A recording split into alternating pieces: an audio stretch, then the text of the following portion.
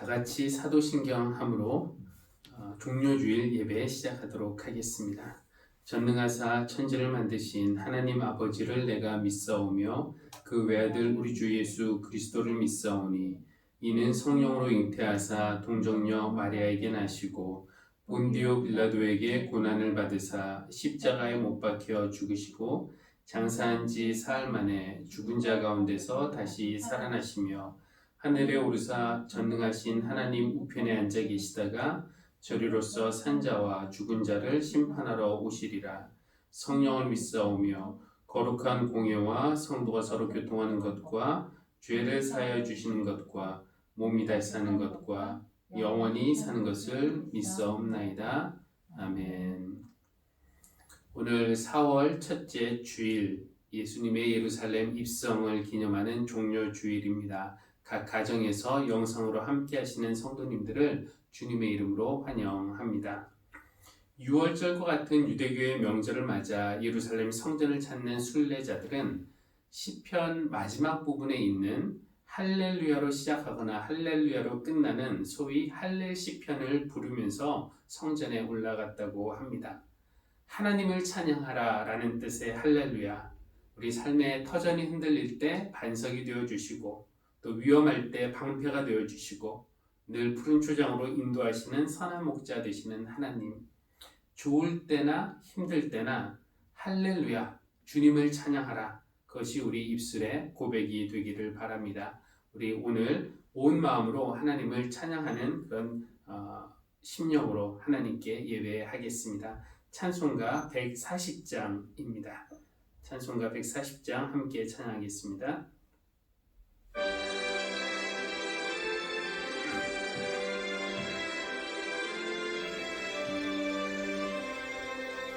왕 되신 우리 주께 다 영광 돌리세. 그 옛날 만인들이 호산나 불렀네. 다윗의 자손으로 세상에 오시어 왕 위에 오른 주께 다 영광 돌리세. 저 천군 천사들이 호산나 부르니 뒤따라가던 물이 다 와답하도다.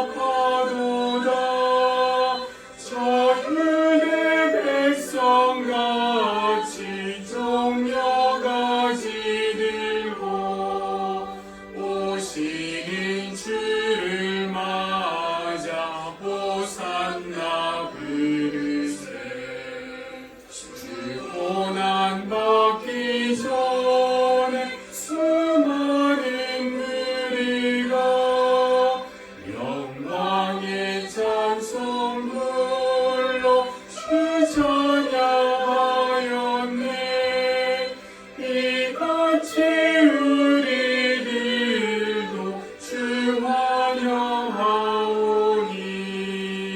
그 넓은 사랑 안에 다 받아주소서.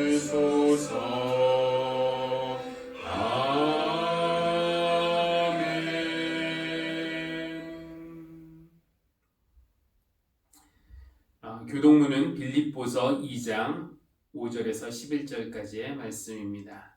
교동문 빌립보서 2장입니다. 여러분 안에 이 마음을 품으십시오. 그것은 곧 그리스도 예수의 마음이기도 합니다. 그는 하나님의 모습을 지니셨으나 하나님과 동등함을 당연하게 생각하지 않으시고 오히려 자기를 비워서 종의 모습을 취하시고 사람과 같이 되셨습니다. 그는 사람의 모양으로 나타나셔서 자기를 낮추시고 죽기까지 순종하셨으니 곧 십자가에 죽기까지 하셨습니다. 그러므로 하나님께서는 그를 지극히 높이시고 모든 이름 위에 뛰어난 이름을 그에게 주셨습니다. 그리하여 하늘과 땅 위와 땅 아래 있는 모든 것들이 예수의 이름 앞에 무릎을 꿇고 모두가 예수 그리스도는 주님이시라고 고백하여 하나님 아버지께 영광을 돌리게 하셨습니다. 아멘. 공동의 기도 함께 드리겠습니다. 살아계신 하나님, 오늘 우리 손에 종려나무 가지는 없지만 우리 삶에 들어오시는 주님을 마음 열어 맞이하며 기쁘게 환영합니다. 구원해달라며 호산나를 외치는 우리의 절박함을 들으시고 모든 병과 고통과 죄에서 구원해 주십시오. 자비의 하나님, 군중 속에 숨어서 때로는 주님의 이름으로 오시는 이는 복되다 찬양하기도 하고 상황이 바뀌면 십자가에 못 박으라고 외치는 우리의 죄를 용서해 주십시오.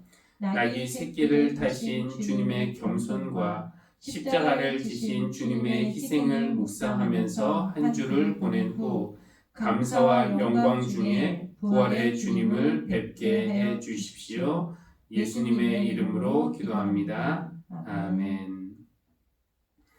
오늘 우리에게 주시는 말씀 구약에서 열왕기상 1장 32절에서 40절까지의 말씀이고 마태복음은 21장 1절에서 11절까지의 말씀 봉독하도록 하겠습니다.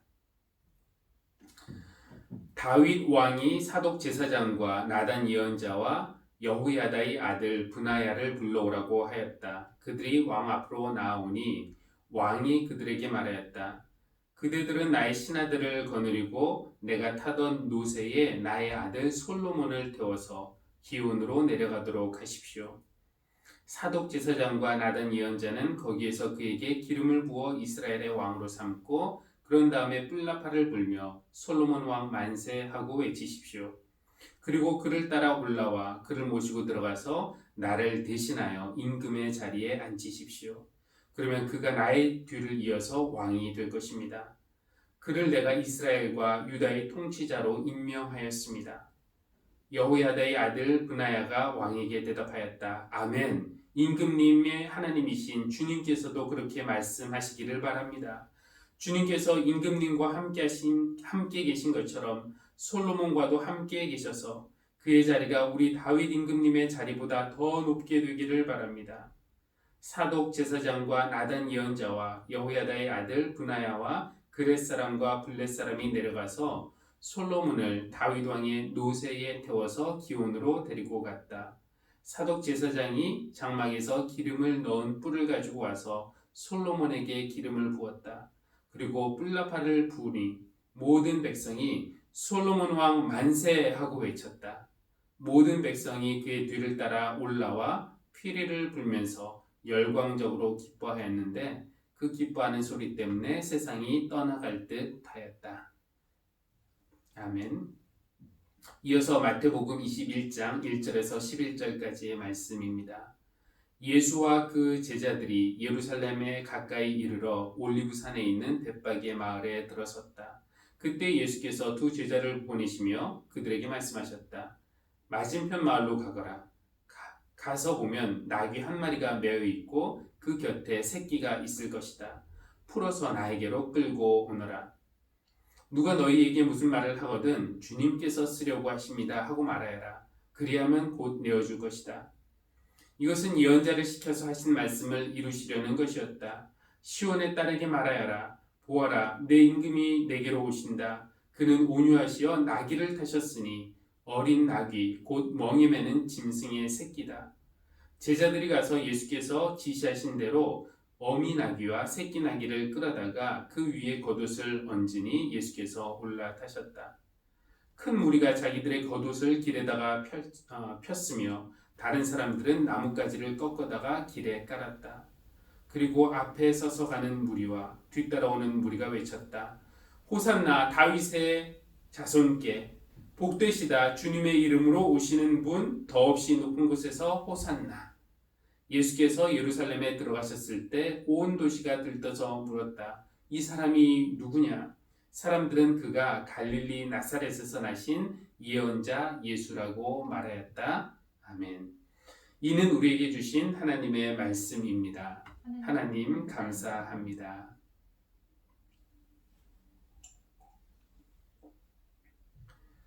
4월이 시작되었습니다.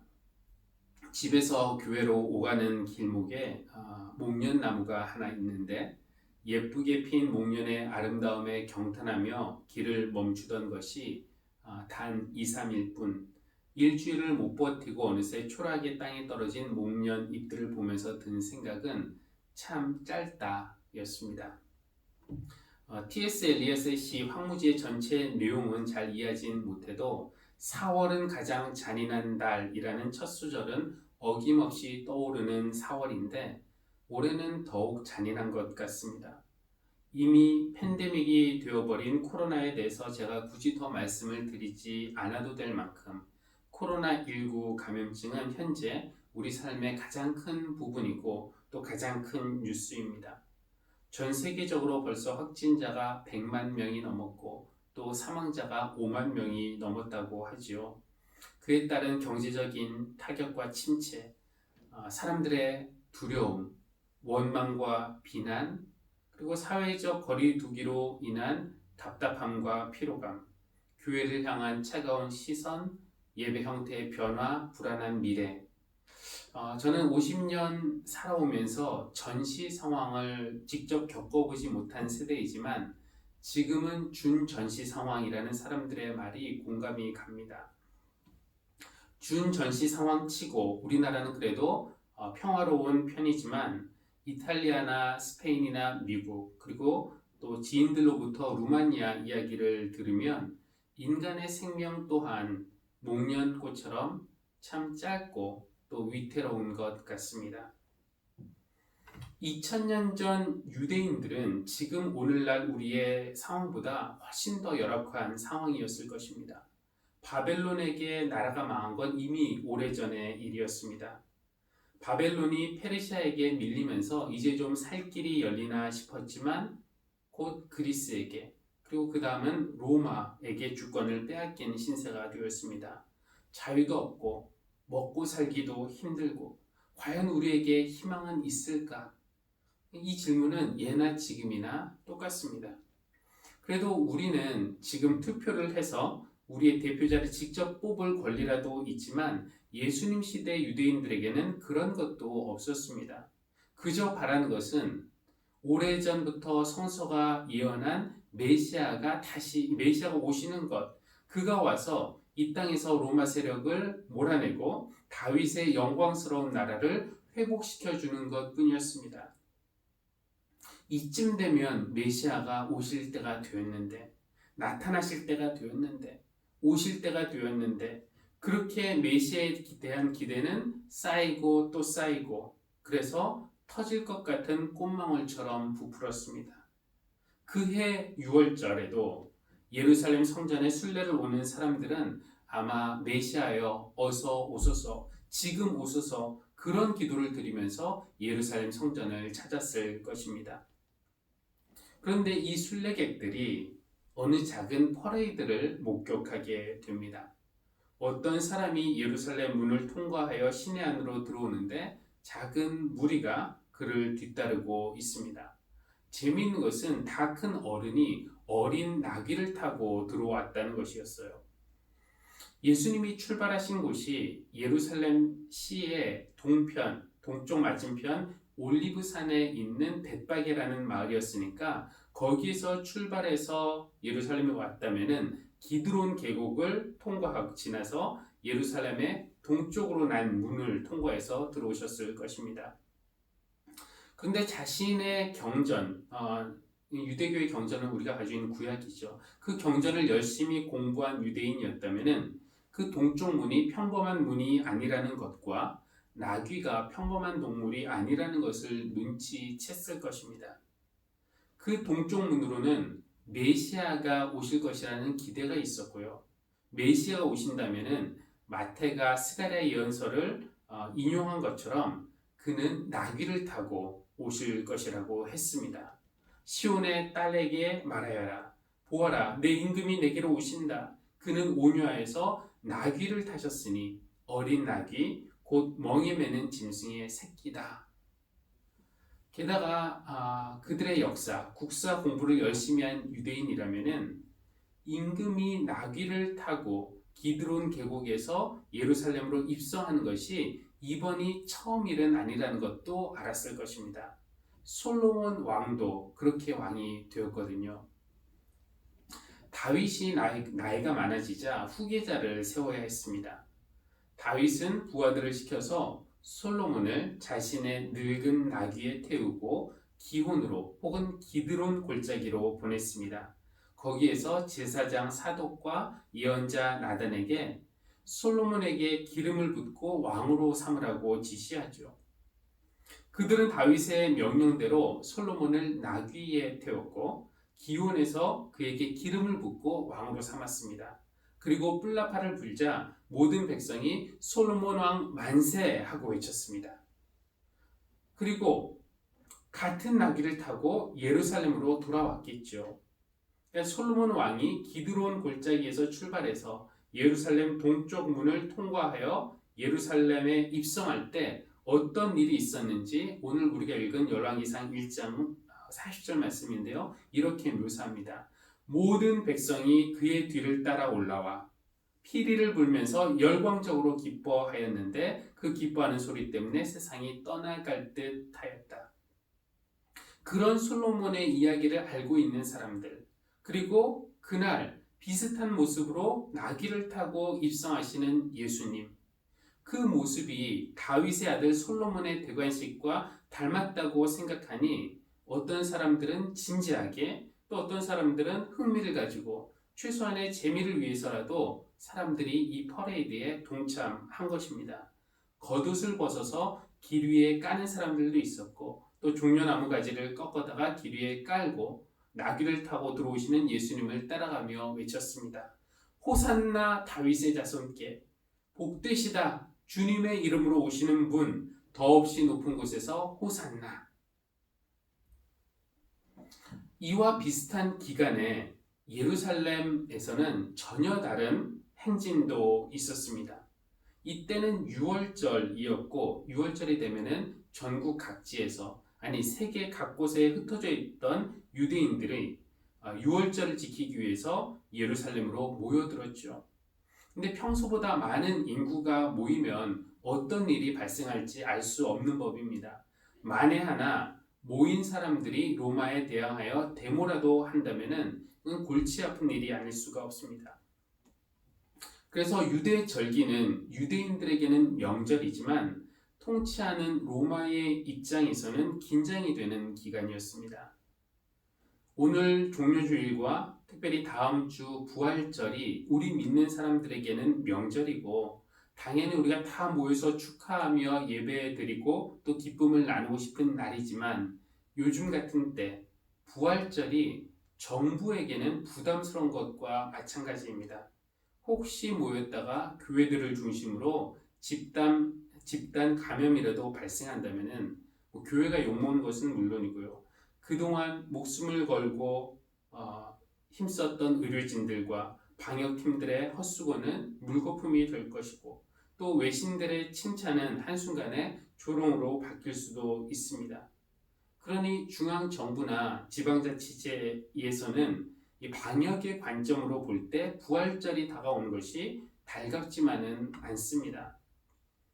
그래도 우리나라니까 문자를 통해서 모임을 자제하라고 권하는 수준이지 체포를 하거나 감당하기 어려울 정도의 벌금을 물리는 나라들도 있습니다. 2000년 전 로마도 힘으로 겁주는 방법을 사용을 했습니다.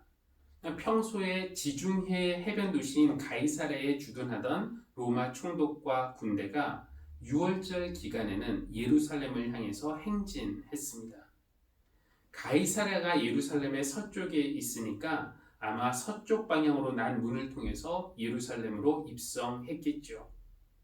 그러나 예수님의 입성과 로마 총독의 입성의 차이점은 들어오는 문의 위치만은 아니었습니다. 그들은 로마 깃발을 높이 들었고, 총독은 군마를 탔고, 또 군사들은 각각 손에 무기를 들고 행진하는 무서운 행진이었습니다. 글쎄 그것이 볼거리는 될 수 있겠지만 백성이 신나서 같이 따라가며 환호할 수 있는 그런 행진은 아니었습니다. 이 행진에는 무언의 메시지가 있죠. 힘은 우리 로마 제국에 있다. 엉뚱한 생각하지 마라. 까불다가 다친다. 반면에 예수님의 예루살렘 입성 퍼레이드는 소박하지만 누구나 참여할 수 있는, 열려있는, 위협적이지 않은 흥겨운 행진이었습니다. 이 예수님의 예루살렘 입성 이야기가 네 복음서에 다 나와 있는데 마태복음만의 특이한 점을 든다면은 나귀가 두 마리였다는 것인데요. 예수님이 제자들을 시켜서 나귀를 끌고 오라고 하셨을 때 이렇게 말씀하시죠. 맞은편 마을로 가거라. 가서 보면 나귀 한 마리가 매어 있고 그 곁에 새끼가 있을 것이다 라고 하십니다. 이 두 마리가 있는데 제자들이 그 둘 중에서 한 마리만 끌고 온 것이 아니라 둘 다 끌고 왔습니다. 7절에 보니까 어미 나귀와 새끼 나귀를 끌어다가 그 위에 겉옷을 얹으니 예수께서 올라타셨다. 근데 이 부분에서 우리는 약간 상상력에 제동이 걸립니다. 이 어미 나귀를 타셨다는 것인지 새끼 나귀를 타셨다는 것인지 아니면 고기사처럼 뭐 한 다리씩 걸치셨다는 것인지 알 수는 없습니다만 분명한 것은 두 마리가 있었다는 것이죠. 일단 왜 나귀였을까요? 솔로몬이 이제 왕이 되는 과정에서 나귀를 탔듯이 나귀는 이스라엘의 왕들이 되관식 때 타는 동물이었습니다. 그러니 나귀는 왕으로서의 예수님을 상징하는 것이었어요. 그런데 왕이면은 가장 좋은 말을 타야지 나귀가 웬 말입니까? 그러나 군마는 로마 제국처럼 힘자랑하는 왕이나 타는 것이죠. 군마는 백성을 내가 힘으로 다스리겠다는 왕, 힘으로 군림할 왕이 선택하는 교통수단이지만 예수님은 그럴 생각이 없으셨습니다. 왕이지만 군사력이나 전쟁을 상징하는 말보다는 평화를 상징하는 나귀를 당신의 교통수단으로 삼으신 것입니다. 외국 정상들이 우리나라에 오면은 우리는 평생 한번 타보기 힘든 그런 고급 차를 제공받는 것이 마땅하지만 몇 년 전 교황이 우리나라를 방문했을 때 선택한 교통수단은 기아 자동차의 소울이었다고 하죠. 교황은 나는 당신들과 계급이 달라 라는 메시지가 아니라 나도 당신들 대다수와 같은 사람입니다 라는 메시지를 그의 교통수단을 통해서 전달한 것입니다. 그런데 예수님은 그냥 나귀도 아니고 나귀 새끼를 사용하셨어요. 말하자면 소울도 아니고 티코를 타신 것입니다. 왕이면서도 높임받는 왕, 힘으로 다스리는 왕, 군림하는 왕이 아니라 나는 종으로 섬기는 왕입니다 라는 메시지를 던져주는 것이 바로 나귀 새끼입니다. 우리는 여기서 우리가 교독한 빌립보서 2장 본문을 떠올리지 않을 수가 없습니다. 그는 하나님의 모습을 지니셨으나 하나님과 동등함을 당연하게 생각하지 않으시고 오히려 자기를 비워서 종의 모습을 취하시고 사람과 같이 되셨습니다. 이것을 패러디하면 이렇게 말할 수 있을 것입니다. 그는 원래 준말을 타야 마땅하지만 그것을 당연하게 생각하지 않으시고 자기를 낮춰서 나귀를, 그것도 나귀 새끼를 선택하셨습니다. 빌립보서의 내용은 이렇게 이어집니다. 그는 자기를 낮추시고 죽기까지 순종하셨으니 곧 십자가에 죽기까지 하셨습니다. 생각해보니 그렇습니다. 호산나라는 구호, 우리를 구원해 주십시오라는 사람들의 외침, 종려나무 가지를 흔드는 무리의 환호, 겉옷을 벗어서 길에 가는 사람들의 열성과 헌신, 우리 왕을 외치는 사람들. 예수님은 그들 때문에 예루살렘에 들어가는 것이 아닙니다. 본인의 명성 얻으려고, 인기를 확인하려고 예루살렘에 들어가시는 것이 아니었습니다. 갈릴리가 너무 시골이어서 너무 좁은 동네에서 더 유명해지기 위해서 수도인 예루살렘으로 사역지를 옮기신 것이 아니었습니다. 빌립보서가 말씀하는 것처럼 예수님은 죽기까지 순종하시기 위해서 사자굴에 들어가는 심정으로 예루살렘에 들어가신 것입니다. 그러니까 이 예루살렘 입성 행진은 사람들이 드디어 예수님을 메시아로 알아보고 인정했다는 승리의 축제가 아니라 십자가 죽음의 서곡에 더 가깝습니다. 강을 건너야만 새로운 목초지를 찾아서 살 수 있는 수천 마리의 동물떼가 강 앞에서 주춤했던 이유는 물론 강이 넓고 깊은 이유도 있었지만 강 속에 악어들이 기다리고 있었기 때문입니다. 그때 한 마리가 스타트를 끊었고 나머지도 모두 물에 뛰어들었습니다. 물론 몇 마리는 악어의 밥이 되어 생명을 잃기도 했지만 대부분은 강 건너편으로 건너갔고 거기에서 새 생명을 얻었습니다. 오래전에 보았던 이 장엄했던 영상이 지금 떠오르는 이유는 예수님의 예루살렘 입성이 스타트를 처음으로 끊고 물에 뛰어들어갔던 그 첫 번째 동물, 모두를 살리기 위해서 기꺼이 악어의 희생물이 되었던 그 동물과 비슷하기 때문입니다. 오늘 우리가 호산나를 외치고 종려나무 가지를 흔들면서 우리 주님을 구원자로 찬양하는 기쁨에 잠시 젖어 있지만 이제 내일부터는 고난주간이 시작됩니다.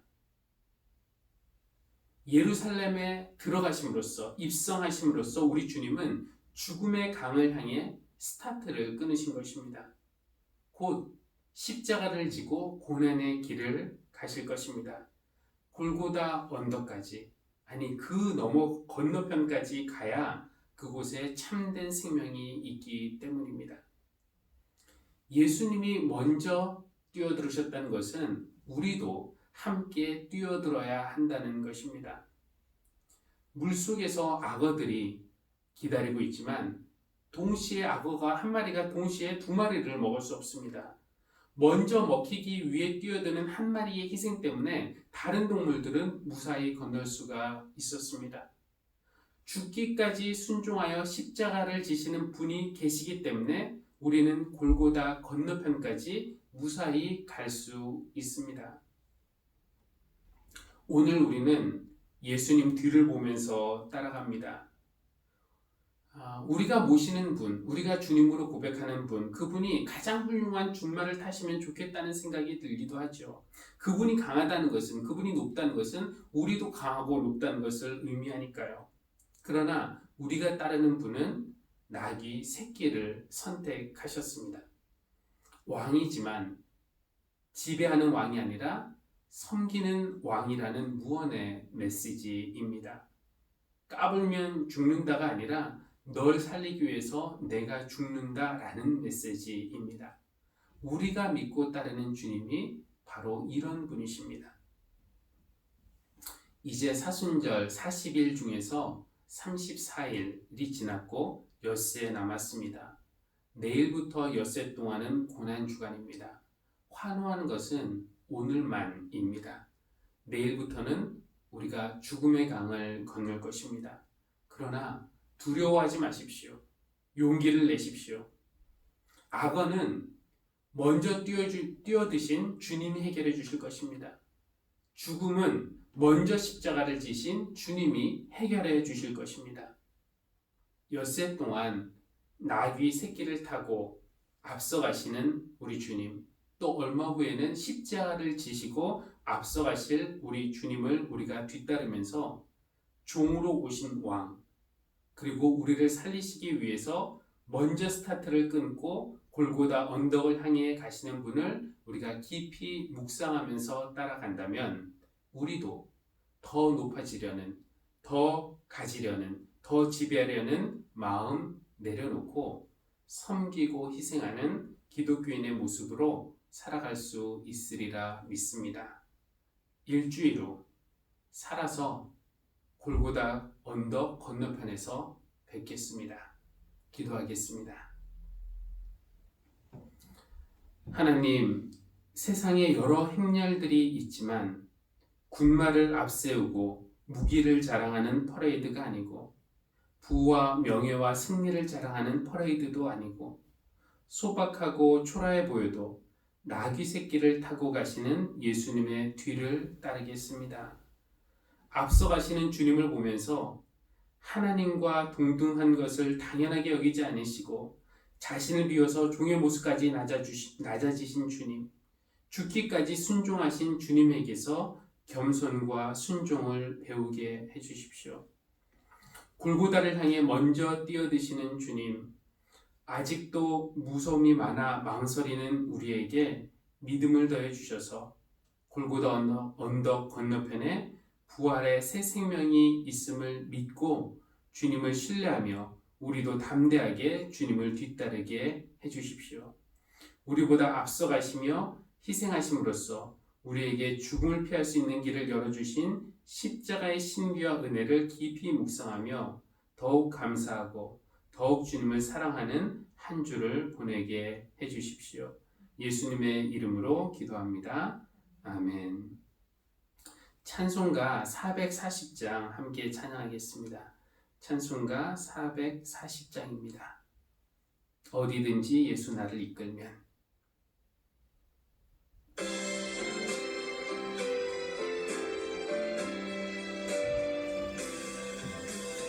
어디든지 예수 나를 이끌면 어디든지 예수 함께 가려네. 예수 함께 아니 가면 나갑고 예수님과 동행하면 겁 없네. 어디를 가든지 겁낼 것 없네. 어디든지 예수 함께 가려네. 세상 친구 모두 나를 떠나도 주와 동행하면 외로움 없겠네. 가는 길이 위태하고 험해도 어디든지 예수 함께 가려네. 어디를 가든지 겁낼 것 없네. 어디든지 예수 함께 가려네. 어두운 그늘 나를 에워쌀 때에 주가 함께 계심 믿고 자려네. 죽음 후에 천국에서 깨어나 예수 함께 길이 살리라. 어디를 가든지 겁낼 것 없네. 어디든지 예수 함께 가려네.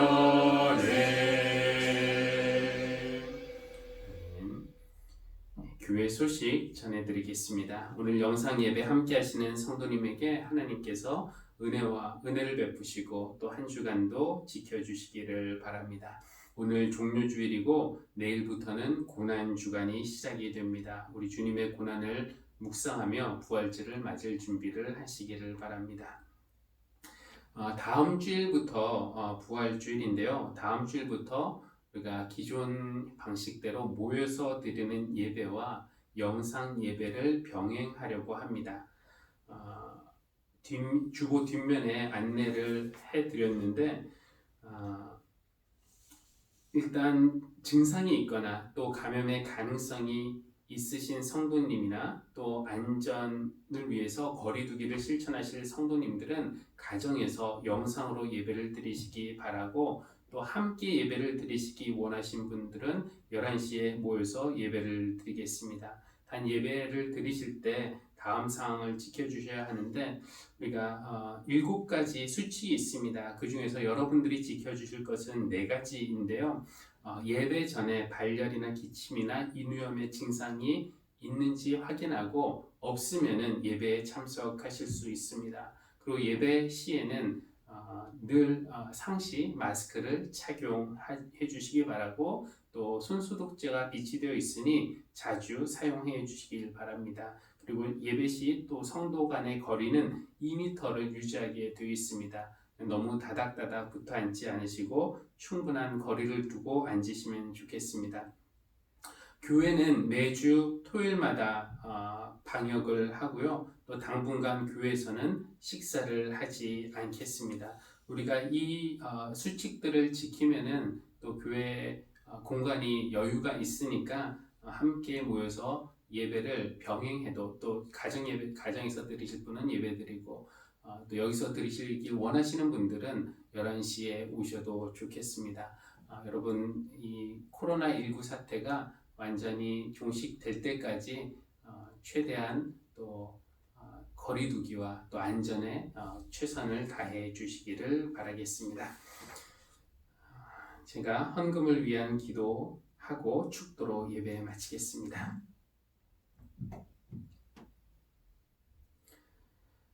우리 생명의 근원이신 하나님, 모든 좋은 선물은 하나님에게서 온 것임을 고백하며 예물을 주님 앞에 드립니다. 드리는 성도들의 마음을 주님께서 기뻐 받아주실 줄 믿습니다. 성도들의 간절한 기도에 응답하시고 하나님이 베푸시는 은혜 속에서 날마다 살아가게 하여 주십시오. 특히 저들의 몸과 영혼의 강건함을 지켜주시기를 기도합니다. 이제는 하나님과 본체시나 자신을 비워서 종의 모습으로 오셔서 죽기까지 순종하신 예수 그리스도의 은혜와 군마를 탄 강자들이 아니라 나귀 새끼와 같은 약한 자들을 찾아오셔서 그들과 함께 구원을 이루어 가시는 하나님 아버지의 크신 사랑과 나귀를 타신 예수님을 보면서 그분의 겸손, 십자가를 지신 예수님을 보면서 그분의 희생을 보고 배우고 따르게 하시는 성령님의 역사심과 교통하심이 오늘 예배하는 모든 성도님들 위해 지금부터 영원까지 함께 하시길 간절히 축원합니다. 아멘.